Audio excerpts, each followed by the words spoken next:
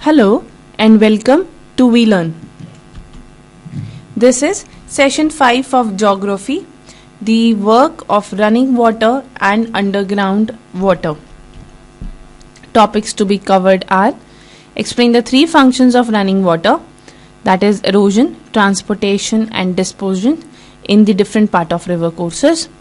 Explain why the help of diagram the formation of various erosions and dispersion features produced by the action of a running water.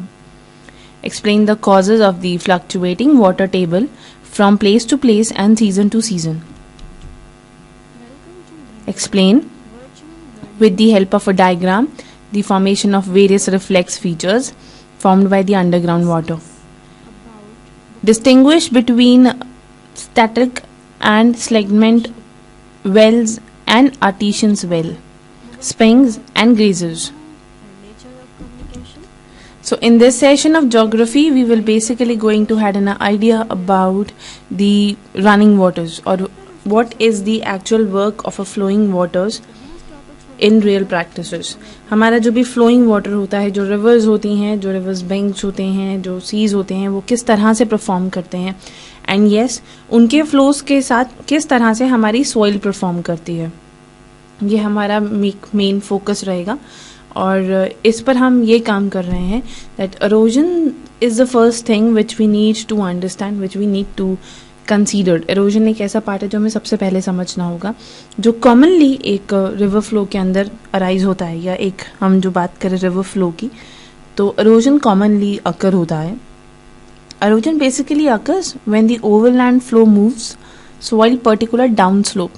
So erosion हम basically उस चीज़ को बोलते हैं जो जितना भी soil होता है वो पानी के फ्लो के साथ आगे जो बहता है, so that all comes into the erosions. So in that case, weathering and erosion supply these rocks material which act as in a grinding tools. अगर हम बात करें जैसे सपोज वेदर आने पर या बहुत सारा जैसे पत्थर और कंकड़ जितने भी होते हैं, जब वो फ्लो करते हुए नीचे तक जाते हैं, जब वो रिवर के फ्लो के साथ वॉक करते हैं, तो उस केस में क्या होता है, ये ना एक ग्राइंडिंग का काम करते हैं. उस केस में से ग्राइंडिंग टूल बोला जाता है क्योंकि यस उनके जो प्रेशर्स होते हैं या उनके जो हिट्स होते हैं, उन हिट से क्या होता है, सॉइल भी आगे को मूव करती है. सो इन दैट केस बहुत सा ऐसा मटेरियल होता है, that rock material which act as an a grinding tool, जो ग्राइंडिंग टूल की तरह परफॉर्म करता है. So and this basically help in cutting the bottoms. जितना भी रिवर का बॉटम होता है या जो रिवर्स के साइड्स होते हैं उनको कट करने में ये बहुत मदद करता है. एंड बेसिकली ये उनको कट करता है साइड्स ऑफ रिवर्स को. रिवर्स जो जैसे सपोज एक तरीके से हम ये बोल सकते हैं कि ये रिवर्स को बहुत वाइडर कर देता है, बड़ा उसकी जो चौड़ाई होती है उसे बड़ा कर सकता है ये जो एरोजन्स जो होते हैं, और उतना ही डीप भी करता है. So in that case, it is a one thing which is called as erosion, जिसको बहुत ज़्यादा ध्यान में रखना होता है with the river flows कि किस तरह से erosions उसके पूरे perform कर रहे हैं. So the cutting and removal of rock stubs by the river is called the river erosion. So river की वजह से, river flow की वजह से जैसे जो सोइल होती है वो कटती चली जाती है, पेड़ कटते चले जाते हैं, दैट्स ऑल कम्स इनटू एरोजन्स. उसको हम लोग एरोजन्स बोलते हैं, जो रॉक को अपने साथ बहाती ले जाती है river, that's all comes into the erosions part. Erosions की अगर बात करें तो 4 तरीके से एरोजन्स आकर होते हैं. इस एरोजन में जो सबसे पहला होता है दैट इज द कोएशन और एब्जर्शन. एब्जर्शन और कोएशन बेसिकली होता है as the rock particular bounce spark drag along the bottom and sides of a river. जब एक रिवर के साइड्स को कहते ना कि खुरचते हुए चले जाना या उसके साथ साथ रिवर के फ्लो के साथ लेते चले जाना उसको, that was comes into the abrasions and the break of the additional rock fragmented. तो जितनी भी additional rocks होती हैं उनको भी काटते हुए ये चले जाते हैं. In that case इसे हम लोग basically coercions बोलते हैं या abrasions बोलते हैं. कोएशन और एब्रेशंस जो होते हैं ना वो 2 तरह से परफॉर्म हो सकते हैं. एक होता है लेटरल वे से और एक वर्टिकल वे से. लेटरल होता है जो सीधा सीधा होता है, जैसे लेटरल सर्फेस है. सो लेटरल में हम ये मान सकते हैं जब एक रिवर की जो साइड्स होती हैं जब वो कटती है एरोजन की वजह से, that was comes into the lateral corrosions. हम उसे लेटरल कोअर्जन्स बोलते हैं। वहीं पर जब एक रिवर के अंदर जब जो पत्थर जो होते हैं या जो वो पानी के फ्लो के साथ मूव करते हैं और उसकी गहराई मूव होती है, यानी कि गहरा होता चला जाता है हमारा समंदर, तो वर्टिकल करोजन्स होते हैं। तो हम दो तरीके से करोजन्स को डिफाइन करते हैं कि ये होता है लेटरल मतलब कि रिवर बैंक जो है, जो रिवर का पूरा एक पाथ है, वो रिवर बैंक घिस रहा है, खत्म हो रहा है। So that is what comes into lateral corrosions. और वर्टिकल होता है कि रिवर गहरी होती चली जाती है। सो हमने अक्सर देखा है कि रिवर्स जो होते हैं, रिवर बैंक पे क्या होता है, रिवर बैंक की जो सोइल्स होती हैं, जो ऊपर के पोर्शन, दो बैंक के जो साइड्स होते हैं, वो हमेशा एक अच्छे मतलब उस पर आप खड़े हो सकते हैं। बट जैसे जैसे रिवर के अंदर हम आगे बढ़ते चले जाते हैं तो वो गहरी होती चली जाती है। ऐसा क्यों वो गहरी होती है? क्योंकि उस वक्त ये जो एरोजन्स होते हैं, जो पत्थर आपस में टकरा रहे होते हैं और पानी के फ्लो के साथ आगे बढ़ रहे होते हैं, वो नीचे से उसको डीपर बनाती चली जाती है। So that was comes into vertical corrosions. उसको हम वर्टिकल करोजन्स बोलते हैं। वहीं पर जो दूसरा इसका पार्ट है, दैट इज व्हाट द करोजन्स और सॉल्यूशंस। ये एक सॉल्यूशंस होते हैं। एब्रेशंस हो गए जो फ्लो के साथ मूव कर रहे होते हैं, दे डिग द बॉटम को डिग कर रहे होते हैं। वहीं पर सॉल्यूशंस ये होते हैं, दिस इज अ केमिकल और solvent action of a water on soluble और partly salt rocks with which the river water comes in a contact. हम ये बोल सकते हैं जैसे ही एक रिवर वाटर के साथ कॉन्टैक्ट में आते हैं ये सॉल्यूशंस या जो केमिकल्स होते हैं, वो पानी के अंदर घुल जाते हैं, वो सॉल्युबल्स हो जाते हैं। So that's comes into the solutions. So in that case, limestones, calcium carbonates, when it comes in a contact with the water, it easily dissolve. So that is what comes into solution. Solutions वही हुए जो पानी के अंदर mix हो जाते हैं। इसमें हम लोग एक सॉल्ट का एग्जाम्पल भी ले सकते हैं, वो एक सोल्यूशन की तरह है। Now the hydraulic action होता है, this is mechanical losing, sweeping away of a material by sheer force of a river water itself. इसमें क्या होता है, ये सब वो मैकेनिकल पार्ट्स होते हैं, ये वो मटेरियल होता है जो इसका एक मेजर पार्ट नहीं है। जैसे एक जमीन पर अगर एक वाटर फ्लो कर रहा है तो सॉइल और रॉक्स, ये उसका एक इन्वॉल्वमेंट पार्ट है। बट हाइड्रोकूलर्स ऐसे नहीं होते। हाइड्रोकूलर्स एक एक्स्ट्रा मटेरियल होते हैं। They will not like this is what की एक जो एक्स्ट्रा मटेरियल या जो वेस्ट होता है, जो वेस्ट पानी में डाल दिया जाता है और वो सब फ्लो करता चला जाता है, that's what comes into the hydraulic actions. It basically pick up the loose fragmented from its bank. जितने भी बैंक से जो लॉस चीजें होती हैं या जो भी काम की चीजें नहीं होती, वो अपने साथ बहाता हुआ ले जाता है river. So that's all comes into the hydraulic actions. Then attritions basically काम करती है, it is wear and tear of transportation. Water के अंदर बहुत सारी ट्रांसपोर्टेशन अकर्स होती हैं। दो शिप्स जा रही हैं suppose eight the same time, एक शिप डूब गई, श्रिंक हो गई या एट द सेम पलट गई, there were so many accident could be perform. So उस केस के अंदर जितने भी पार्टिकल्स, उसके मटेरियल्स जो होते हैं, वो सब जो चले जाते हैं पानी के अंदर, that was comes into attrition. इसलिए हम ये बोलते हैं किसी भी तरीके का wear and tear of transported material, it themself when it rolls and collide with one another, जब वो एक दूसरे के साथ रोल्ड कोलार्ड हो जाते हैं तो उसे हम लोग एट्रीशंस बोलते हैं। एरोजन तो पहला पार्ट हुआ जो कि बेसिकली हमें आइडिया देता है कि यह सॉइल में किस तरह से रिवर परफॉर्म करती है। रिवर एक रॉक्स को कैरी करती है अपने साथ साथ कहते पत्थरों को लेकर आती है। वो एक तरीके की ट्रांसपोर्टेशन ही है, एक जगह से उन पत्थरों को दूसरी जगह ले जाया जा रहा है। So in that case these all activity known as transportation, उसे हम ट्रांसपोर्टेशन बोलते हैं। And the load is transported in 4 ways. तो हमारे जो भी तरीका होता है ट्रांसपोर्ट करने का, वो 4 तरीके से परफॉर्म हो सकता है।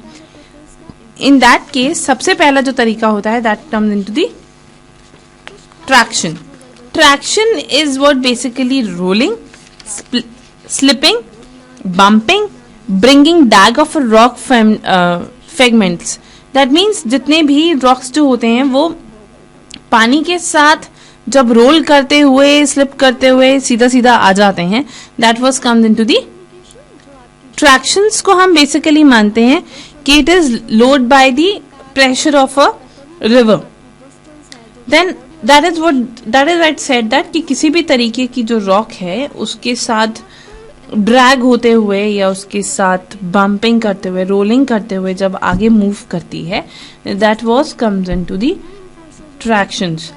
Then salutations होते हैं, that is summon of fragment of a rocks move along the bed of the stream by jumping or bouncing continuously. जब तेज प्रेशर के साथ जितने भी we can say that जो रॉक्स होती हैं, जब वो जंप करके एक जगह से दूसरी जगह पर मूव ऑन करती है, that all comes into the salutations. That is fragmented of a rocks move along the bed of a stream by jumping or bouncing. तो इसका मेनली क्या होता है कि जैसे वेव्स आती हैं, तो वेव्स के साथ अगर कोई जो रॉक्स होते हैं, सॉफ्ट रॉक्स होती हैं, वो जंप करती हैं उसके साथ, तो that is again a kind of transportation जो रिवर में अराइज होती है. Then other is suspension. Suspension is holding up of an small particles, जितने भी छोटे छोटे पार्टिकल्स होते हैं, जैसे सैंड हो गया, स्लिड हो गया, मड हो गया, जब वो एक वाटर के साथ साथ स्टीम फ्लो में फ्लो कर रहे होते हैं, यानी कि जितने भी छोटे छोटे पार्टिकल्स होते हैं वो हमारे सस्पेंशन में आ जाती हैं. Solution is again the same thing which actually dissolve in the river water, जो river water के अंदर dissolve हो जाता है. अब ये जो डायग्राम है ये हमें क्लियर कर रहा है तीनों चीजें, that is traction, salutation and suspension. तो traction में as you see what is happening, there was like flow के साथ एक push आता है, push से rock drag घिसता हुआ आगे तक आ जाता है, that is dragging. तो that इज वॉट ड्रैगिंग अगर जहां पर होती है उसको हम ट्रैक्शंस बोलते हैं. सैल्यूटेशन में क्या होता है कि again there was a push, but वो ड्रैग नहीं होता, वो जंप होता है, वो आगे को बढ़ता है एक जंप के साथ. वहीं पर टर्बुलेंस के थ्रू जब एक छोटे छोटे पार्टिकल्स जो हैं वो मूव करते हैं, that comes into suspensions. Now depositions क्या होते हैं? डिपोजिशंस होते हैं जब एक जगह जब जमा हो जाते हैं, that is deposition. So when the stream comes down from a hill to the plain area, जब एक हिल से प्लेन एरियाज पर जब पानी आता है, तो जनरली क्या होता है, प्लेन एरिया में आने पर क्या होता है, वो एक स्मूथली वॉक करता है, बिकॉज जब ऊपर से नीचे गिरता है तो again there was huge pressure. Plain area में आते आते वो बहुत ही स्मूथ और बिल्कुल रुक सा जाता है, ठहरते हुए धीरे धीरे मूव करता है, बहुत जेंटल वॉक होती है उस वाटर की. So this reduce the energy of a stream. Definitely उस केस में क्या होता है, जो स्ट्रीम होती है उसकी एनर्जी कम हो जाती है. तो ऊपर से जो प्रेशर है और वो प्रेशर से जितनी भी रॉक्स, जितनी भी सोइल, जितने भी पार्टिकल्स जो नीचे गिर रहे हैं और फिर जब वो प्लेन एरिया में जा रहे हैं, तो डेफिनेटली वो कहीं रुक जाएंगे, क्योंकि उन्हें उतना फोर्स नहीं मिल रहा कि वो आगे आगे बढ़ सके. क्योंकि जब प्लेन हुआ है तो जो छोटे छोटे पार्टिकल्स हैं वो तो आगे को मूव कर जाएंगे, पर जो बड़ी बड़ी रॉक्स हैं वो कैसे मूव करेंगी? In that case that is called as deposition, यानी कि एक तरीके से डिपॉजिट हो जाती है वहां पे चीजें. So decrease in the energy, this hamper the transportation.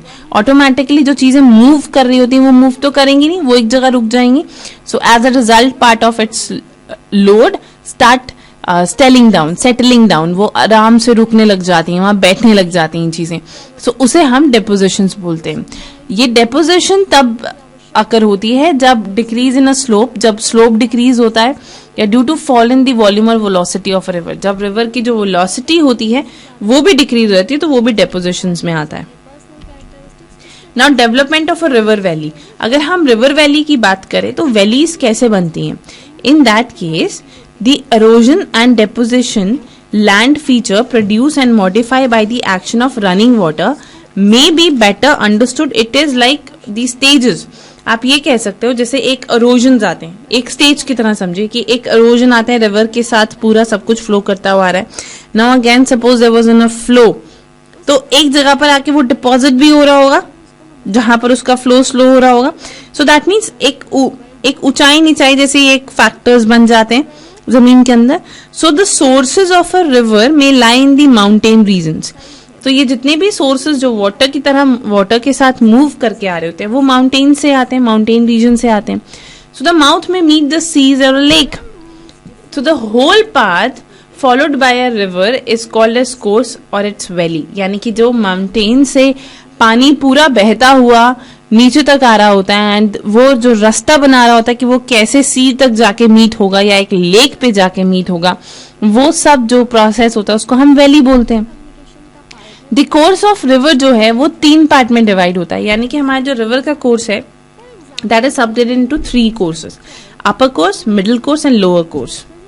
जब हम अपर कोर्स की बात करते हैं, इट इज लाइक इन हिली और माउंटेनियस एरियाज, जो बड़े बड़े हिली एरियाज जो होते हैं, जैसे जमीन में कैसे होता है, बहुत सारे हिली एरियाज होते हैं, वो हिली एरियाज थोड़े से कम पहाड़ बनते हैं, फिर थोड़े से कम पहाड़ बनते हैं, फिर एक प्लेन एरिया बनता है, और that all comes into the formation of a land ऐसे ही बनती है.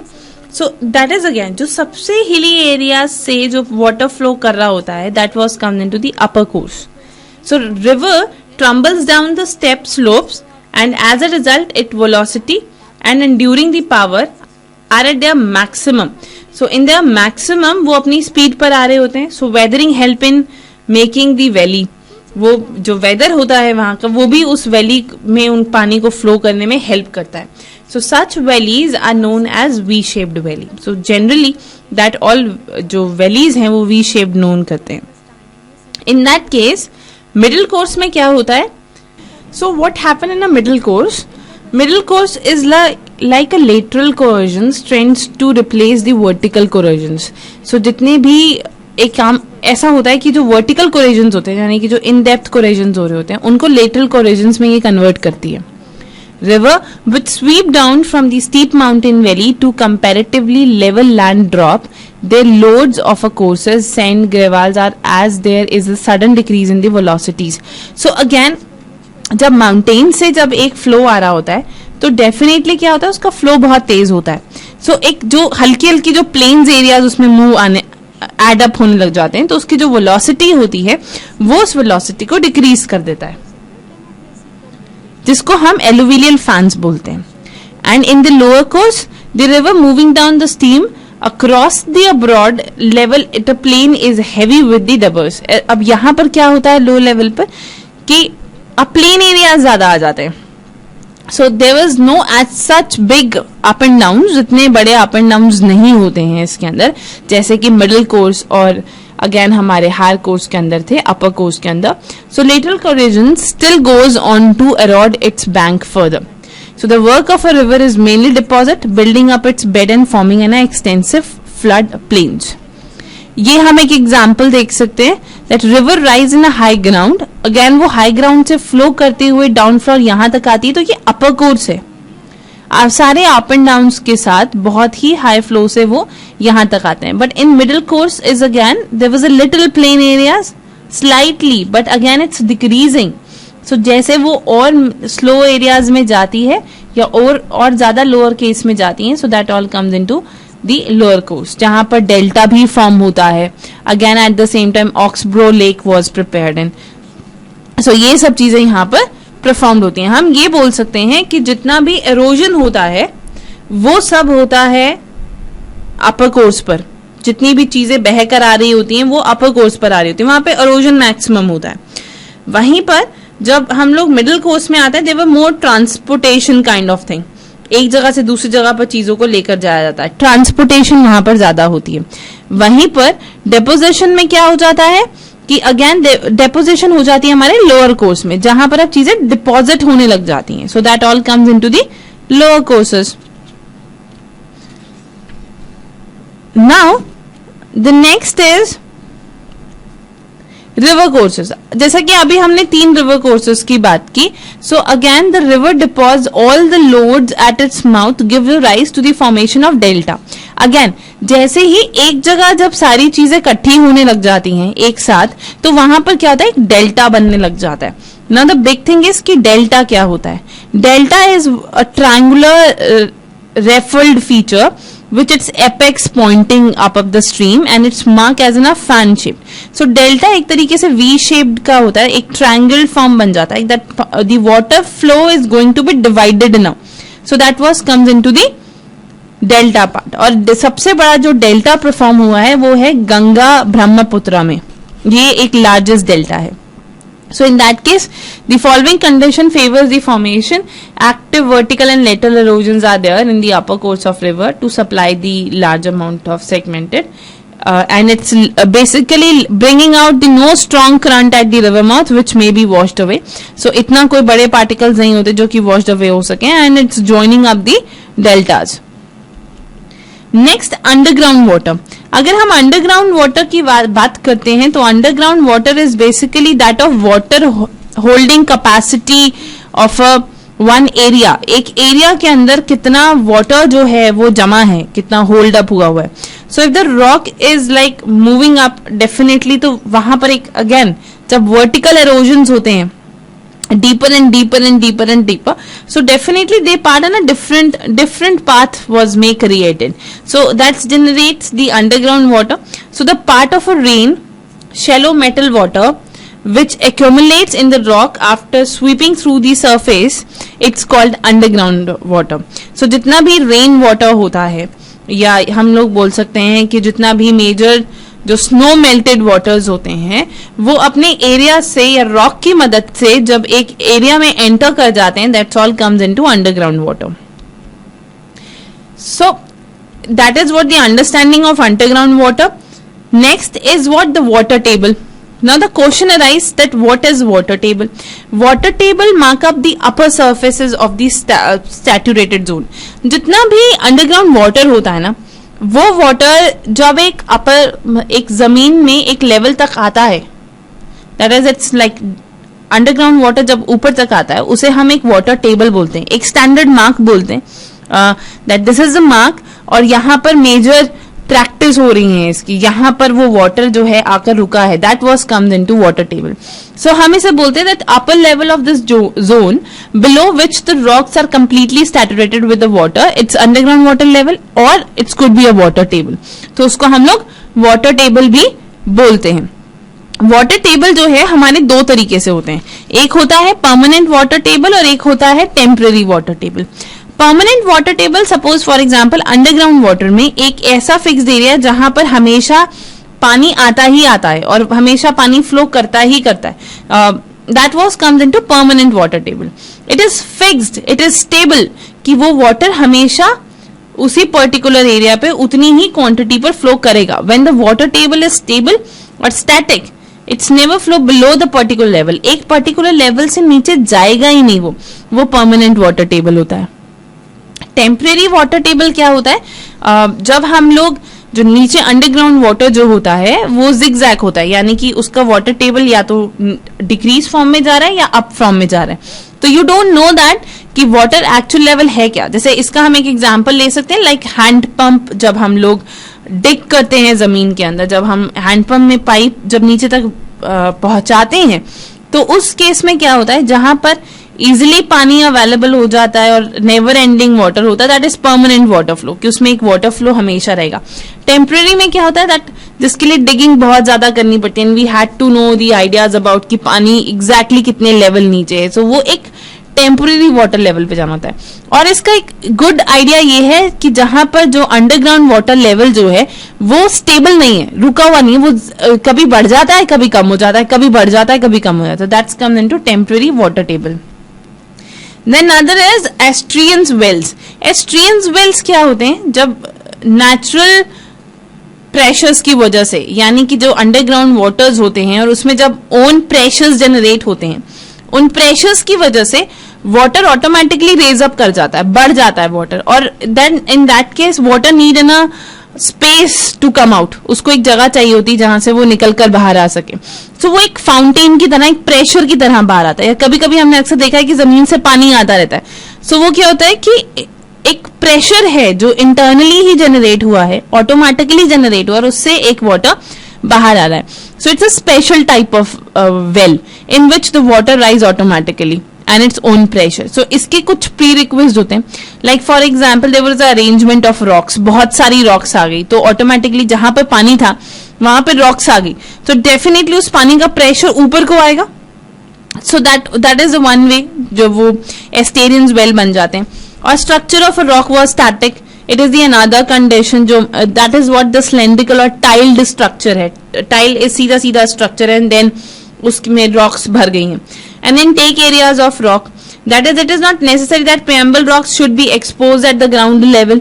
और अवेलेबिलिटी ऑफ अ वाटर, या ये भी कह सकते हैं कि वहां पर वाटर प्रेशर, वहां पर वाटर जो कलेक्ट हुआ है वो बहुत सारा कलेक्ट हो गया है और अब उस वाटर को बाहर निकलना है, सो एबिलिटी ऑफ वाटर भी होती है. Then land reforms produced by the underground waters, they were like many land reform which is performed, agent of graduation like the surface water. It is also does the work with the erosion, transportation and depositions also. So topographic features की बात करें तो underground water can be worked as in a highly composed of a limestones. छोटे छोटे जो stones होते हैं they well performed in that factor. Then funnel, इसमें that is related to the working of their depressions, किस तरह से वो काम करते हैं. In that case funnel shaped depressions हम लोग उसके अंदर पुट कर सकते हैं, उसको डेक कर सकते हैं, उनसे हम एक शिंक होल काइंड ऑफ होता है जहां से वो वाटर फ्लो करता है. सिलेंड्रिकल शेप ट्यूब्स लगा सकते हैं हम लोग और उस ट्यूब से शैलो होल्स की तरह वाटर बाहर आता है. Then underground caves can be formed out from that limestone regions. Then stone columns depositional features may perform, and broad conal pillar development on the floor of the limestone region could be performed. So there are few questions which you have to do it by yourself. The very first is, in what different way does a river transport its load, किस तरह से अपने factors को वो transport करते हैं. List out the factor which affect the energy of a streams and carrying a capacity of a streams, and what is the difference between work with the rivers erosions accomplishment. So this is all about for this session. Thank you so much. Happy learning. We learn.